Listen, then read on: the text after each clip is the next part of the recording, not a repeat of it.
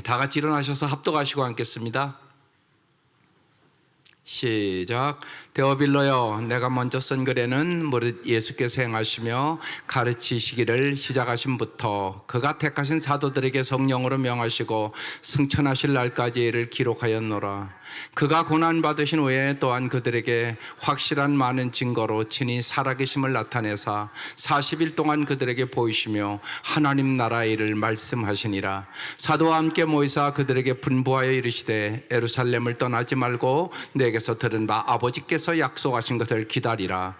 요한은 물로 세례를 베풀었으나 너희는 몇 날이 못되어 성령으로 세례를 받으리라 하셨느니라. 그들이 모였을 때 예수께 여쭤 이르되 주께서 이스라엘 나라를 회복하심이 이때니까 하니 이르시되 때와 시기는 아버지께서 자기의 권한에 두셨으니 너희가 알 바 아니요 오직 성령이 너희에게 임하시면 너희가 권능을 받고 예루살렘과 온 유대와 사마리아와 땅끝까지 이르러 내 증인이 되리라 하시니라. 이 말씀을 마치시고 그들이 보는 데서 올려져 가시니 구름이 그를 가려 보이지 않게 하더라. 올라가실 때 제자들이 자세히 하늘을 쳐다보고 있는데 흰옷 입은 두 사람이 그들 곁에 서서 이르되 갈릴리 사람들아 어찌하여 서서 하늘을 쳐다보느냐. 너희 가운데서 하늘로 올려지시니 예수는 하늘로 가심을 본 그대로 오시리라 하였느니라.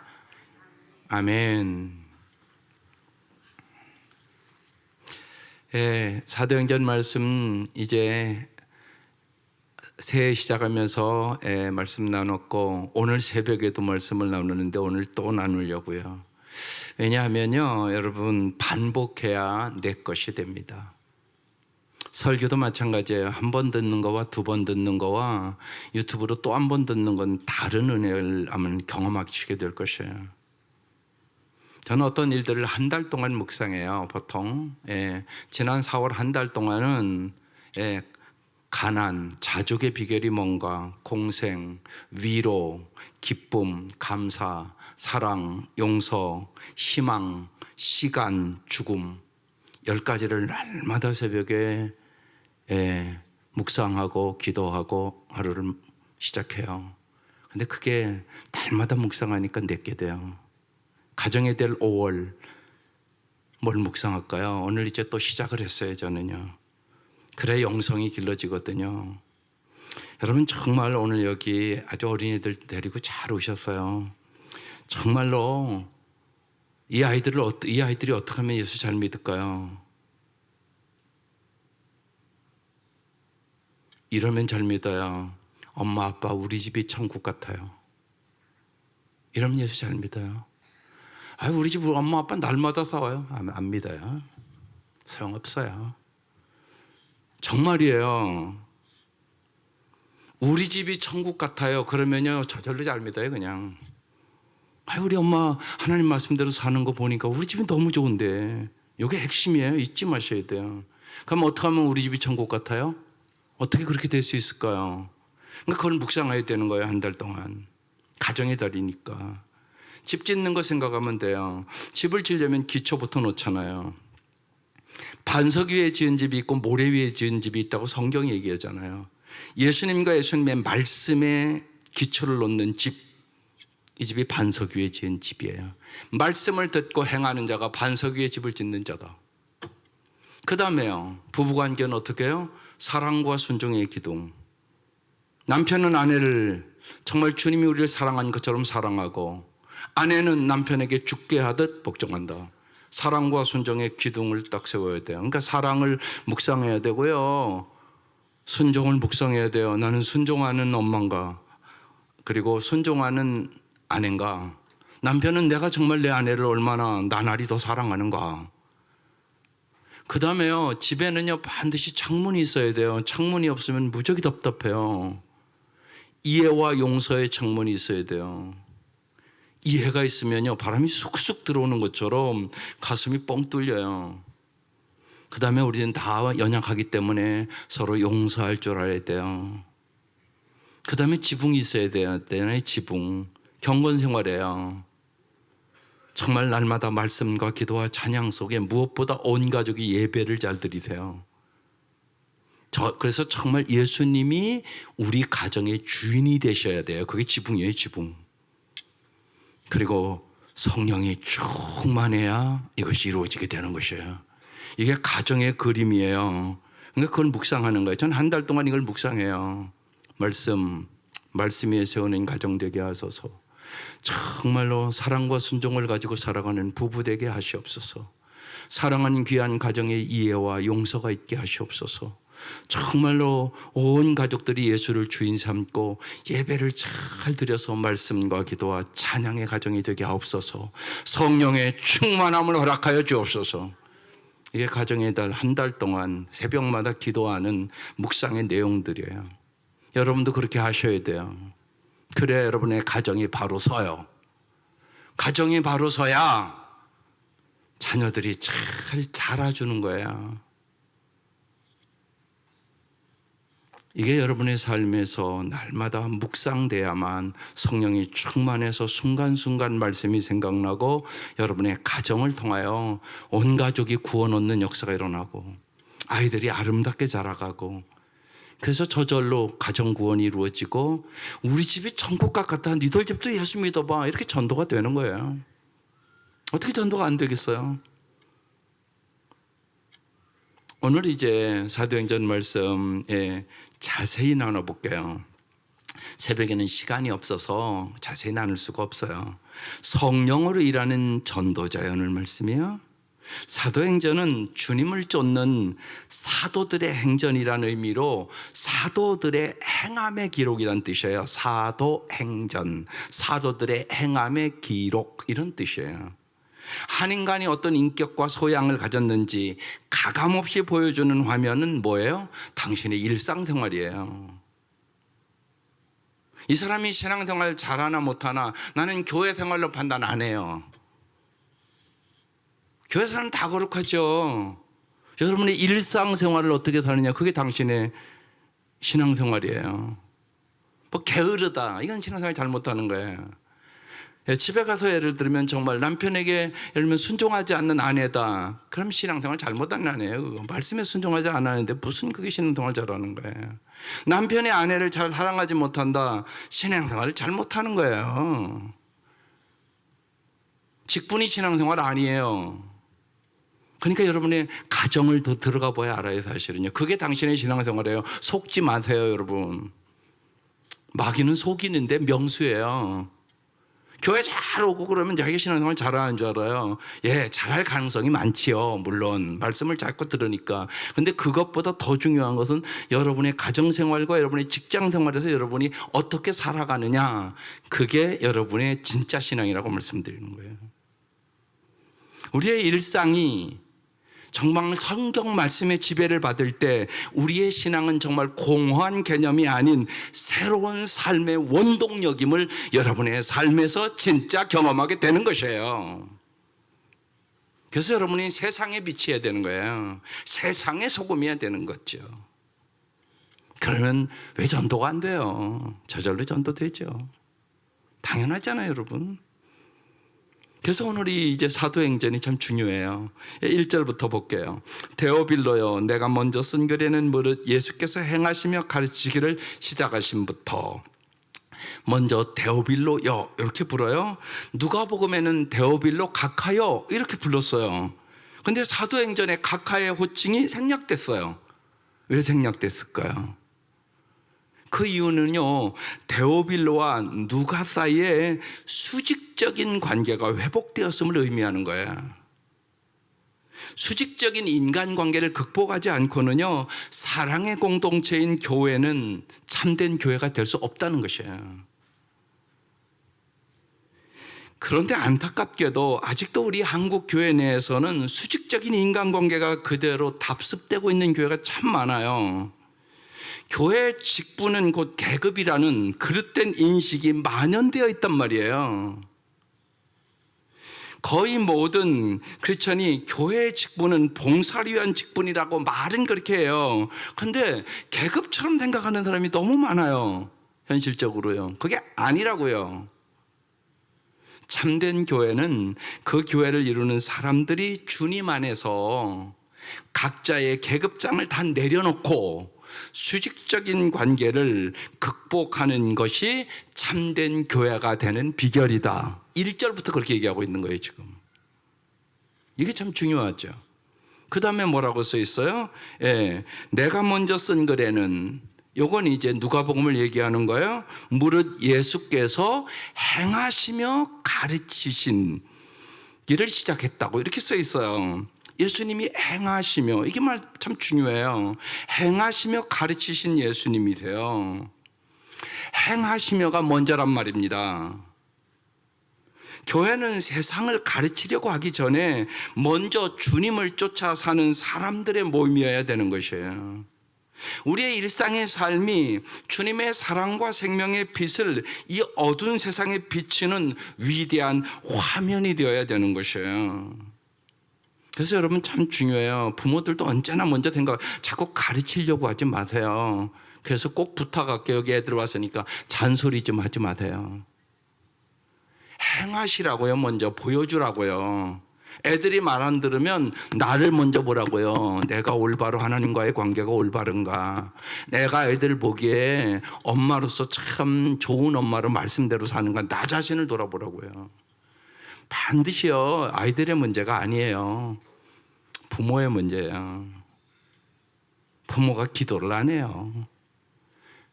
자기 힘으로 애들 잘 기를 수 있어요? 없어요, 여러분. 여러분 자신을 여러분이 알잖아요. 얼마나 못돼 먹었는지, 얼마나 성품이 안 변하는지, 얼마나 자기 감정 하나 절제 못해서 쩔쩔매는지 여러분이 알잖아요. 내 인격으로 가지고 쟤들 잘 기를 수 있겠어요? 솔직히? 아니잖아요. 그러니까 뭐 해야 돼요? 기도해야죠. 성령의 도우심을 구해야지 저 애들 잘 기를 수 있어요. 정말이에요. 그래서 여러분이 가르치기에 앞서 행하시며가 먼저예요. 말씀과 기도로 하나님 앞에 무장하는 게 먼저세요. 그러면 이 아이들 잘 기를 수 있어요. 제가 보장할게요. 아멘도 안 하시네. 아멘이시란 말이에요. 그리고 나서 행하시며 뭐 했다고? 가르치시며. 여러분 가르치기 위해서는 먼저 배우는 것이 더 중요하죠. 인간은 인간을 가르치는 주님께 먼저 배우려는 자리를 언제나 여러분이 지켜야 돼요. 예수님께 언제나 배우셔야 돼요. 예수님은 무려 3년 동안 제자들을 가르치신 후에 제자들에게 대사명을 주신 거예요. 그러므로 너희는 가서, 가르치신 후에 얘기하는 거예요. 모든 민족을 제자로 삼아 아버지와 아들과 성령의 이름으로 세례를 베풀고 내가 너희에게 분부한 모든 것을 가르쳐 지키게 하라. 볼지어다 내가 세상 끝날까지 너희와 항상 함께 있으니라 하시니라. 제자들을 먼저 가르치고 나서 가르쳐 지키게 하라고 말씀하신 거예요. 주님의 가르침을 받기 위해서는요, 두 가지가 갖추어져야 돼요. 하나는요, 상처받는 것을 두려워하지 마셔야 돼요. 우리의 심령에 가득 찬 죄와 욕망의 고림덩어리를 먼저 도려내야 되는 거예요. 여러분 잊지 마세요. 우리가 모두 다 죄인이에요. 우리는 다, 예를 들면 예수님이 그랬잖아요. 건강한 자에게는 의원 쓸 데 없다고, 병든 자야 의원이 쓸 데 있다고. 그리고 예수님 이 땅에 오셨잖아요. 우리 모두 다 병들었다고 얘기하는 거예요. 그러니까 반드시 뭐 해야 돼요? 고침받으셔야 돼요. 여러분의 죄와 욕망의 고름덩어리를요, 수술을 받아야 돼요. 그게 히브리서 4장 12, 13절 말씀이에요. 하나님의 말씀은 살아있고 관력이 있어 좌우에 나선 어떤 것보다도 예리하여 혼과 영과 밑과 관절과 고수를 찔러 쪼개기까지 하며 또 마음의 생각과 뜻을 판단하나니 지으신 것이 하나도 그 앞에 나타나지 않음이 없고 우리의 결산을 받으실 이의 눈앞에 만물이 벌거벗은 것 같이 드러나느니라. 주님의 말씀 앞에 철저히 수술을 받아야 되는 것이에요. 이게 우선이에요. 그 다음에는요, 언제나 어디서나 겸손해야 배우는 거예요. 겸손하다는 말은 한마디로 자기의 연약함을 아는 거예요. 자신이 형편없이 연약한 존재임을 자각한 사람만이 영원하신 주님의 가르치심을 변함없이 쫓을 수 있어요. 주님 가르쳐 주세요. 주님이 가르쳐 주지 않으면 나는 인간답게도 살 수가 없습니다. 주님 가르쳐 주세요. 주님 안 가르쳐 주면 내가 이 아이들 잘 기를 수 있는 능력이 없습니다. 날마다 기도하셔야 되는 것이에요. 거기에 하나님 반드시 응답하셔요. 이 두 가지가 돼야만 우리가 정말로 가르칠 수 있는 자격을 갖추게 되는 거죠. 그 다음에 2절, 그가 택하신 사도들에게 성령으로 명하시고 승천하실 날까지 이를 기록하였느니라. 택하신 사도들에게, 주님은 사도들을 택하셨다고 얘기하는 것이에요. 주님이 여러분 선택하신 이 제자들, 사도들을 보면 잘난 사람은 한 명도 없었어요. 어부다가 또 뭐 매국노 같은 사람도 있고요. 그리고 세리도 있고요. 여러분 잘난 사람이 한 사람도 없어요. 제일 잘났다고 하는 가룟 유다가 결국은 팔아먹잖아요. 우리도 믿지 않는 사람들보다 우리가 더 도덕적이거나 윤리적이어서 택하심을 받은 것은 아니에요. 그건 믿으시죠? 오직 은혜로 우리는 택함을 받으신 것이에요. 왜 우리를 선택하셨을까요? 우리로 하여금 예수 그리스도의 말씀의 메시지를 품고 이 세상을 살아가게 하기 위하여 우리를 선택해 주신 것이에요.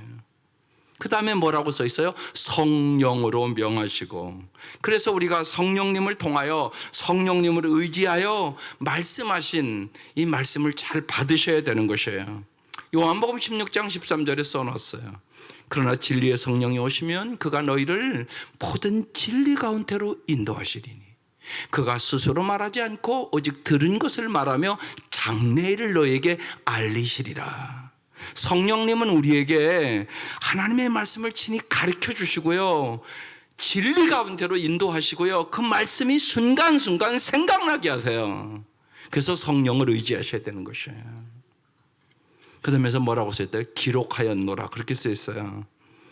예수님은 사랑은 희생임을, 희생의 결과는 부활임을 십자가의 죽음과 부활을 통하여 당신의 삶으로 기록해 주셨어요. 예수님이 남긴 책은 없어요. 그의 제자들이 남긴 거죠. 여러분, 우리의 삶도 마찬가지예요. 인간이 남길 기록 가운데 가장 귀한 것은 자기의 삶으로 남기는 기록이죠. 우리가 의식하던 못 의식하던 인간은 자신의 삶으로 실은 매일매일 무엇인가를 여러분 기록하며 살아가는 거예요. 오늘 저녁 시간 됐는데 여러분 하루 어떻게 살았어요? 더 감사하고 사셨어요? 더 사랑하고 사셨어요? 더 기뻐하고 사셨어요? 이런 걸 여러분 점검해 봐야 되는 거야. 하나님, 날마다 어제보다는 더 기쁘게, 어제보다는 더 감사하게, 어제보다는 더 사랑하며 살게 하여 주시옵소서. 이게 날마다 여러분 기도셔야 되는 것이죠. 그게 기록으로 남는 거예요. 3절, 그가 고난받으신 후에 또한 그들에게 확실한 많은 증거로 친히 살아계심을 나타내사 40일 동안 그들에게 보이시며 하나님 나라의 일을 말씀하시니라. 살아계심을 나타냈다고 써 있어요. 죽은 데서 살아나신 주님께서는 우리에게 확실한 많은 증거로 살아계심을 여러분 이미 다 경험한 사람들이에요. 우리를 죄 가운데서 건져주셨고요, 주님을 알게 해주셔서 오늘 이 자리에 와 앉아 있고요, 때를 따라 주님께 예배드리게 해주셨고요, 우리로 하여금 성은 교회를 이루게 해주셨잖아요. 이제 부활하신 예수 그리스도 안에서 부활하신 그리스도를 힘입어 부활하신 예수 그리스도를 쫓는 우리의 삶을 통하여 부활하신 예수 그리스도의 생명이 온 세상에 퍼져 나가도록 우리는 살아가야 하는 것이죠. 그래서 뭘요? 하나님의 나라의 일을 말씀하시니라, 그렇게 써 있어요. 부활 이후에도 예수님의 관심은 오직 뭐였을까요? 하나님의 나라에 관심을 가지셨어요. 예수님이 이 땅에 오셔서 처음 복음도 마가복음 1장 15절 이렇게 써 있어요. 이르시되 때가 찼고 하나님의 나라가 가까이 왔으니 회개하고 복음을 믿으라 하시더라. 회개하고 마음을 바꾸고 복음을 믿어. 그러면 하나님의 나라가 네 마음에 임해. 그런 말씀이에요. 하나님의 나라는 여러분 죽은 뒤나 가는 곳만이 아니에요. 이 땅에서 내 마음부터, 내 마음과 내 가정과 내 사회에 일구어 가는 하나님의 나라란 말이에요. 그래서 예수님이 기도부터 가르쳐 주신 거예요. 마태복음 6장 90절에 그러므로 너희는 이렇게 기도하라. 하늘에 계신 우리 아버지여, 이름이 거룩히 여김을 받으시오며 나라가 임하옵시며 뜻이 하늘에서 이루어진 것 같이 땅에서도 이루어지이다. 하나님의 나라가 이루어지기를 기도하라고 얘기한 것이에요. 누가복음 17장에는 그래서 우리의 마음에 정확하게 얘기를 해요. 바리새인들이 하나님 나라가 어느 때 임하나이까 이렇게 물었어요. 예수님께서 대답하여 이르시되 하나님의 나라는 볼 수 있게 임하는 것이 아니요. 같이 읽겠습니다. 또 여기 있다 저기 있다고 못하리니 하나님의 나라는 너희 안에 있느니라. 네 마음에 있다고 얘기하는 거예요.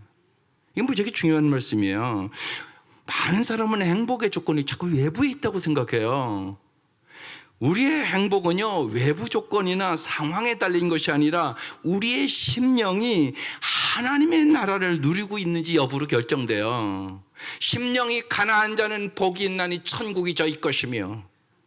여러분, 이 말씀을 잘 깨달으세요. 여러분 생각해 보세요. 옛날에 비하면, 여러분 어렸을 때 비하면 지금 엄청나게 잘 사는 거잖아요. 그럼 막 날마다 기쁘고 감사하고 하늘나라 같아야 되잖아요. 아니잖아요, 여러분. 그건 여러분이 알잖아요. 여러분 가정에 들어가 보면 하나님의 나라는 여러분 외부적 조건이나 상황에 달린 것이 아니라고요. 하나님의 나라가 여러분의 심령에 임해야 되는 것이에요.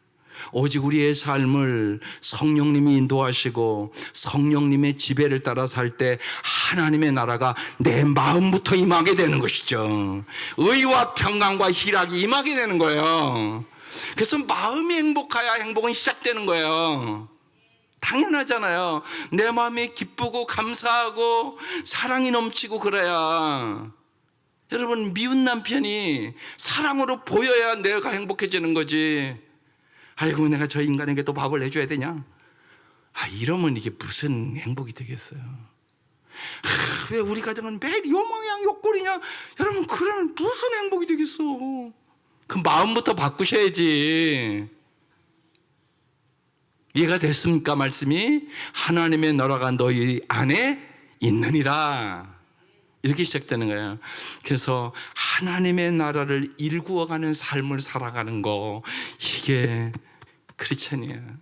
그래서 여러분부터 시작해야 돼요. 그래야 안 믿는 남편도 참 신기하다. 우리 아내가 교회만 갔다 오면 더 기뻐하네, 더 감사하네. 그렇다고 무슨 물질이 늘은 것도 아니고 우리 가정 어려운 건 똑같은 건데 다르다.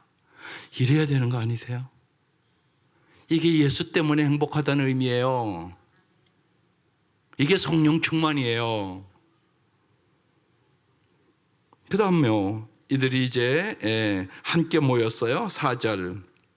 사도와 함께 모이사 그들에게 분부하여 이르시되 예루살렘을 떠나지 말고 내게서 들은 바 아버지께서 약속하신 것을 기다리라 그랬어요. 함께 모이사, 부활하신 주님께서 저희들과 함께 모이셨어요. 이 모임이 교회의 시작이란 말이에요. 사도행전에서 이제 교회가 시작되는 거예요. 주님께서는 모든 부류의 사람들, 가난하고 부하고 병들고 어렵고 여러 부류의 사람들을 한데 불러서 주님 안에서 함께 모이게 하신 분이고, 바로 그 모임이 주님 안에서 주님의 몸된 교회가 시작되는 것이에요. 그래서 사도행전에서 참된 교회가 시작되는 거예요 지금. 그러면서 뭐라고 그래요? 약속하신 것을 기다리라고 그랬어요. 예루살렘을 떠나지 말고 성령 강림을 기다리라는 말씀이에요. 예루살렘이라는 이 뜻은요, 평화의 터전이라는 뜻이에요. 제자들이 땅끝까지 복음을 전하기 위해서는 너희들이 먼저 성령 안에서 평화의 사람이 되어야 한다, 그런 뜻이에요. 그러면서 5절에 요한은 물로 세례를 베풀었으나 너희는 몇 날이 못되어 성령으로 세례를 받으리라고 말씀하세요. 6절, 그들이 모였을 때 예수께 여쭤와 이르되 주께서 이스라엘 나라를 회복하시면 이때니까? 이 제자들은 예수님 메시아가 오면 정치적으로 해방을 얻을 것이라고 생각하고 이런 질문을 한 거예요. 제자들은 이 성령 강림의 때를 로마에서 이스라엘의 해방의 때라고 생각을 해서 이렇게 물어보는 거예요. 그러니까 예수님이 7절 이르시되 때와 시기는 아버지께서 자기 권한에 두셨으니 너희가 알 바 아니요. 너희가 알 바가 아니다. 그렇게 말씀하셨어요. 여러분, 모든 역사의 시기와 때는 하나님의 주권에 속한 것이에요. 여러분, 이게 중요해요. 내가 시간을 정하고 내가 간섭하면 여러분은 반드시요, 내 기도에 빨리 응답 안 된다고 불평하며 신앙을 잊어버리게 될 것이에요. 하나님은 여러분의 시간에 맞추는 게 아니에요. 여러분이 하나님의 시간에 맞춰야 되는 것이죠. 내가 또한 사람들을 비판하고 정죄하고 심판하면 하나님은 이렇게 얘기해요. 네가 하나님이냐 그러세요. 우리의 인간의 판단은 언제나 올바르지 않아요. 모든 판단과 심판은 주께 맡기는 것이에요. 주님이 다 심판하시고요, 주님 때에 다 주님이 판단하시고 계세요. 그래서 판단 보류의 영성을 가지세요. 여러분의 생각이 다 옳은 것도 아니잖아요. 그러니까 언제나 잊지 마셔야 돼요. 때와 시기는 하나님께 있는 것이죠. 우리는 주어진 상황과 사람들 속에서 오직 성령님을 힘입어 자발적으로 주님을 따라 그도의 증인으로 살아갈 뿐인 것이죠. 그래서 유명한 이제 8절 시작. 오직 성령이 너에게 임하시면 너희가 권능을 받고 예루살렘과 온 유대와 사마리아와 땅 끝까지 이르러 내 증인이 되리라 하시니라. 여기 여러분, 권능을 받는다. 여러분, 이 권능은 어떤 권능이라고 생각하세요? 여기에 대해서 너무 오해가 많단 말이에요. 성령 안에서 받을 권능은 무엇을 의미합니까? 이것은요, 헌신의 능력, 헌신의 권능을 말하는 거예요. 진정 성령 충만한 기도인이란 성령 안에서 자기 헌신의 삶을 살게 돼 있는 거죠. 주님의 증인이 되기 위해 필요한 이 능력을 병을 고치고 귀신을 쫓아내고 복음을 담대히 전하는 너무나 가시적인 외적 능력으로만 이해하면 안 돼요. 그런 능력도 반드시 주시죠. 그런데 여기 주님이 말씀하신 본질적인 능력은 헌신의 능력, 헌신의 권능을 말하는 거예요. 생각해 보세요. 바울이, 여러분 말씀은 언제나 계속 전체적으로 해석을 해야 돼요. 고린도서 13장에 고린도 교회가 갖가지 은사를 다 받은 교회예요. 이렇게 얘기해요. 사람의 방언과 천사의 말을 할지라도 사랑이 없으면 우리는 꽹과리에 불과하다고. 예언하는 능력이 있고 모든 비밀과 모든 지식을 알고 산을 옮겨가는 능력이 있어도 사랑이 없으면 아무것도 아니라고. 사랑에 기인한 헌신의 삶이 없이는 주님의 증인일수도 진정한 선교의 열매도 거둘 수가 없어요. 그건 우리가 현장에 가보면 금방 알아요. 여러분, 목장에서도 그래요. 목자 목녀의 사랑과 헌신이 없이는 그 목장은 절대 붕하네요. 헌신과 그게 없어도 붕해는 목장이 있으면 나와보라고요. 없어요. 그렇게는 안 돼요. 반드시 사랑과 섬김이 있어야 성령의 역사가 있기 때문에 그래요. 반드시 그런 거예요. 이게 헌신이 없이는 주님의 증인으로 우리가 살 수 없는 거예요. 진정으로 해서 성령 충만한 기도는 성령 안에서 자기 헌신의 삶을 사는 사람이라는 말입니다. 그래서 우리는 성령의 권능을 받는 사, 그리고 증인의 삶을 살게 해주겠다고 지금 말씀하고 있는 것이에요. 그래서 우리의 대사명, 모든 족속을 제자로 삼아 정말로 아버지와 아들과 성령 이름으로 세례를 주고 그들을 구원해내는 것, 이것들로 대사명이라고 얘기하는 거예요. 대계명은 뭐예요? 내가 너희를 사랑한 것 같이 서로 사랑하라는 말씀이에요. 우리가 주님 앞에 설 때 여러분, 이런 고백을 할 수 있어야 돼요. 주님, 내가 전도할 만큼 하려고 노력했습니다. 주님, 내가 사랑할 만큼 하려고 노력했습니다. 이것이 세월을 아끼라는 말씀이에요. 우리에게 주어진 시간은요, 사랑하고 전도하라고 주신 시간이란 말입니다. 이게 가장 중요한 거라고 주님 말씀하고 있는 것이에요. 네 힘으로 안 되니까 성령의 권능을 받아서 하라고 얘기하는 거예요. 그래서 성령의 권능을 받으면 예루살렘과 유대와 사마리아 땅 끝까지 내 증인이 되리라, 이렇게 써 있는 것이에요. 반드시 주님의 증인이 될 수 있다고 말씀하시는 것이죠. 이 말씀을 마치고 이제 9절에 올려가시니 구름이 그를 가리어 보이지 않게 됐어요. 10절 올라가실 때 제자들이 자세히 하늘을 쳐다보고 있는데 흰옷 입은 두 사람이 그들의 곁에 서서 11절에 이렇게 말해요. 갈릴리 사람들아, 어찌하여 서서 하늘을 쳐다보느냐. 너희 가운데 하늘로 올려지신 이 예수는 하늘로 가심을 본 그대로 오시리라. 이렇게 말씀하셨어요. 여러분 여기 잘 보세요. 갈릴리 사람들을 이렇게 불렀어요. 왜 이렇게 불렀을까요? 당시 빈민들이 몰려 살던 이 갈릴리는 가난과 무지와 보잘것없음의 상징이었어요. 천사들이 제자들이 바로 갈릴리 출신임을 상기시켜서 주님의 승천까지 모든 것을 직접 목격하는 영광을 누림으로 인하여 그들이 교만할까 봐 저렇게 부른 거예요. 하나님 앞에서 교만이란 하나님의 지배를 받지 않는 것이에요. 이게 교만의 정의예요, 여러분. 하나님의 말씀에 온전히 의탁하지 않는 것은 자신이 의식하든 못하든 결과적으로 하나님 말씀보다 자신을 더 크게 여기고 있다는 교만의 반증이란 말입니다. 그래서 갈릴리 사람들아 이렇게 부르신 것이에요. 오직 하나님의 말씀에 겸손한 사람만이 사도행전을 일구어낼 수 있기 때문에 주신 말씀이죠. 그리고 이제 주님은 마지막으로 본 그대로 오시리라 그랬어요.